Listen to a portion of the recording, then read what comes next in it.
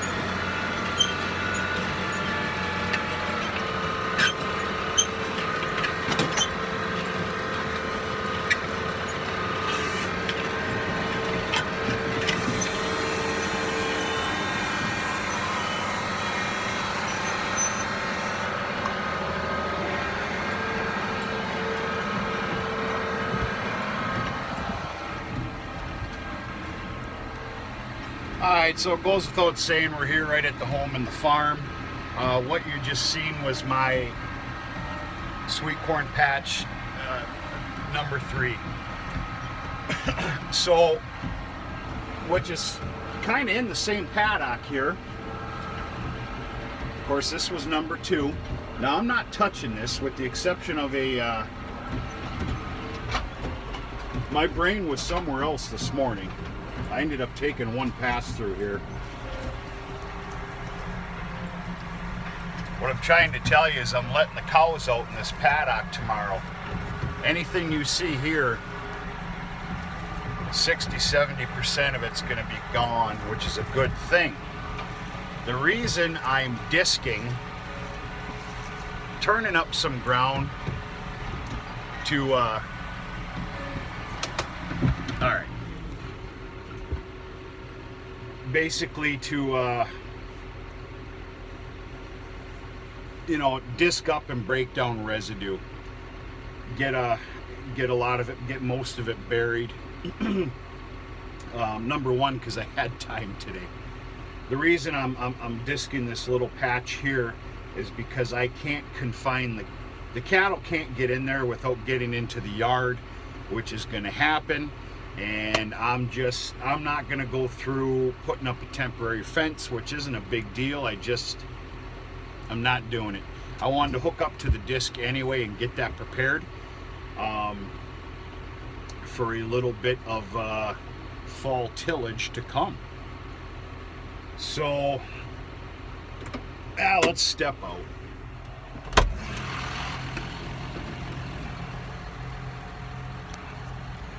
One thing about the fall time, for me, a cup of coffee tastes pretty damn good in the afternoon. It'd be a lot better if there were some Baileys in there. All right.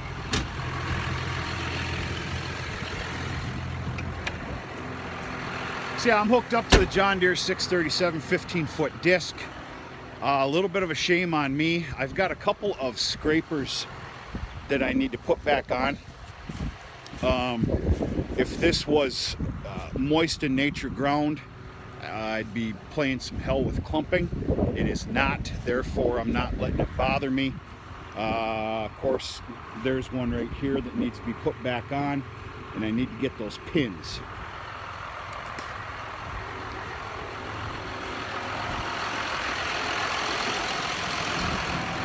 So quite simply, I had some time today to goof off, but kind of get something done that needs to be done. Doing this now, I believe, is worth its weight in gold for next year. Like I said, it's being broken down, put in the ground, covered with soil for the most part. And yeah. So yeah, I do have a fence that goes across here. That'll be put up here this evening. Everything in preparation for tomorrow morning when the cows get let out to this whole paddock system here. And then of course I have a gate that goes from here to here.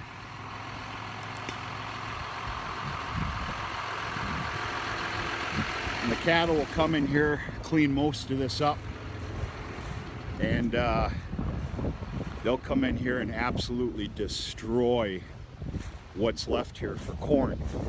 Now, one thing I failed to tell you is, of course, that was standing sweet corn. I ended up green chopping that, flail chopping that this morning for a massive full load for the cattle.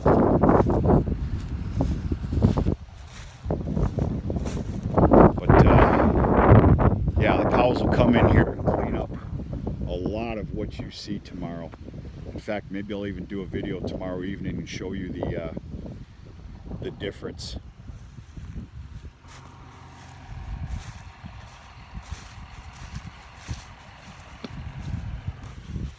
So I'm yet to put on a video about how the sweet corn year went. I'm not going to do it just yet. It was fair enough to really put a fine line to it and figure out that some changes need to be made for next year, which will happen. But I do believe I kind of want to up the ante just a little bit, along with changes and how to go about the sweet corn. And we'll get into all that. This isn't the video for it. I can tell you that this fence line right here, reason I haven't done much with it, folks, is because I'm taking it out.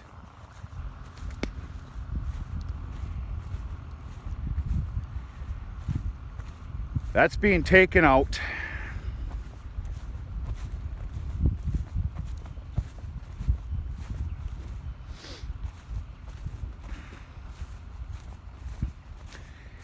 And there's going to be a permanent fence put up.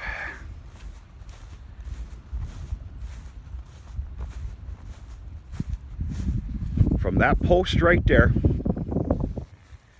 to that paddock separation entrance right there.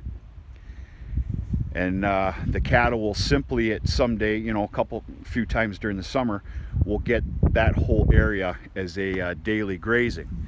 Reason being, I want to take this fence line out and use this entire area, get it all tilled up, get the moldboard plow in here, do it correctly.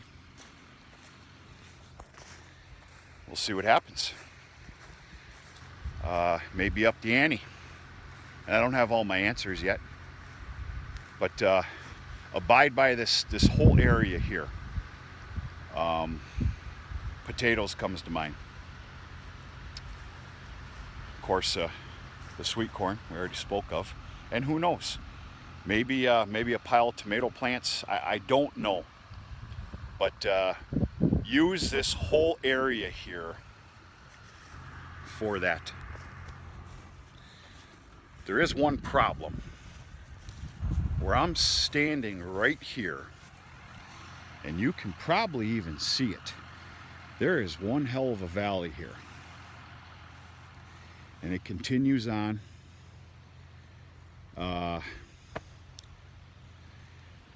That's the only problem with this chunk of property right here, which, you know, whatever.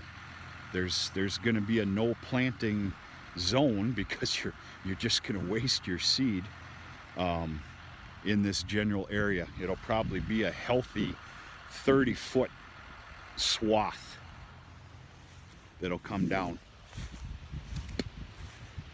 In the spring, it's absolutely horrid right here, and that's the only drawback of this area. I like it though because it's right here at the home, the farm, and there's a lot a person can do with this amount of footage here.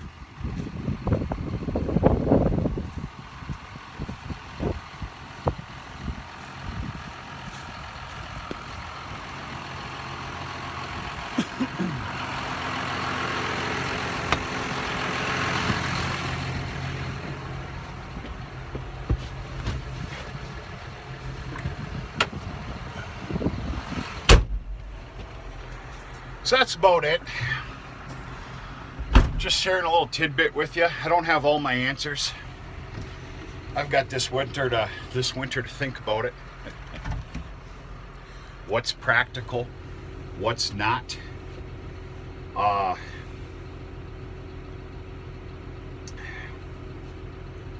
Go from there. I don't know. So that's what I got cooking. Yeah, from one thing to another here. Of course, corn silage is over. As of mid-morning this morning, the 18-footer and 16-footer are both leveled off. Of course, the blower's been taken out. I got to deliver that back to that dairy. I'll probably even do that this evening. The 18-footer was not only leveled, and I kind of lied to you there. I think I told you there was about room for another 2.5 loads up there. No, that was wrong. No way 2 loads would have fit up there, which is a fantastic ordeal.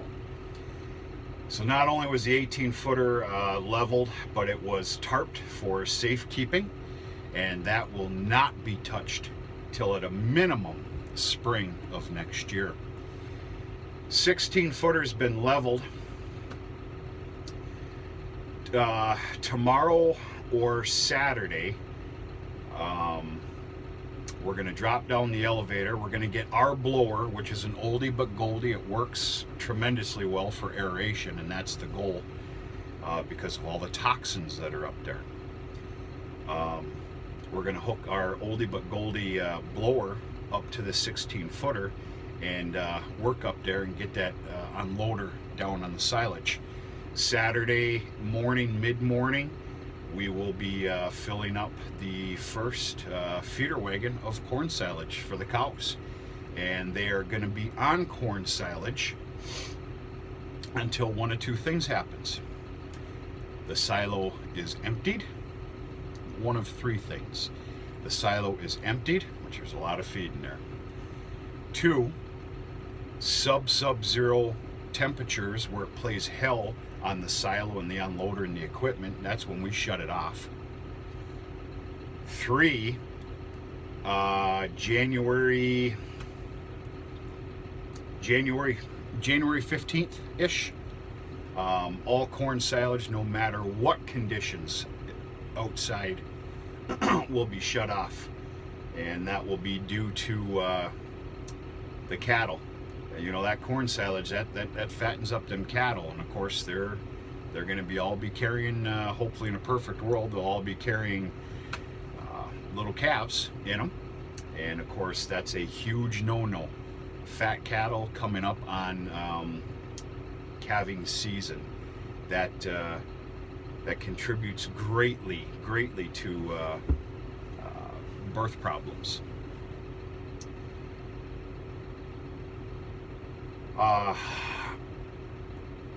Now calving season will start third week of